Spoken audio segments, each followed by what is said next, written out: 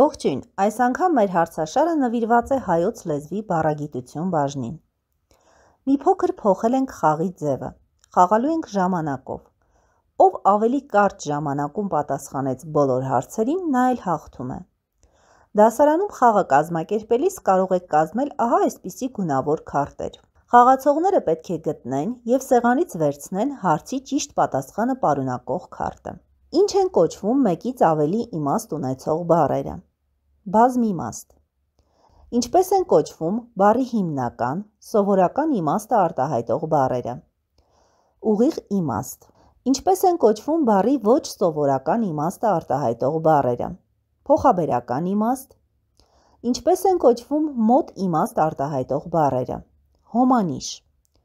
Ինչպես են կոչվում հակառակ իմաստ արտահայտող բառերը։ Հականիշ։ Ինչպես են կոչվում բառը կազմող մասերը։ Արմատը և ածանցը միասին։ Բառի բաղադրիչներ։ Ինչ են անվանում բառի հիմնական իմաստն արտահայտող մասին։ Արմատ։ Ինչ են անվանում այն մասնիկին, որը միանում է բառի սկզբից կամ վերջից և նոր իմաստ է հաղորդում բառին։ Ածանց։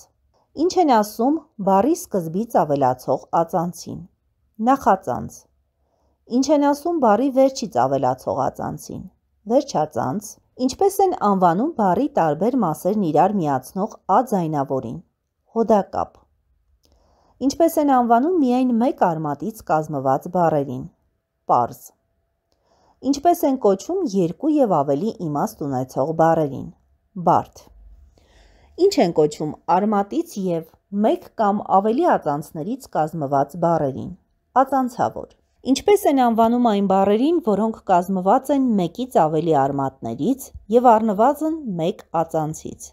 Բարդ ածանցավոր։ Եթե խաղի ձևը ձեզ դուր եկավ և ցանկանում եք նմանօրինակ խաղեր կիրառել նաև ձեր դասերի ընթացքում,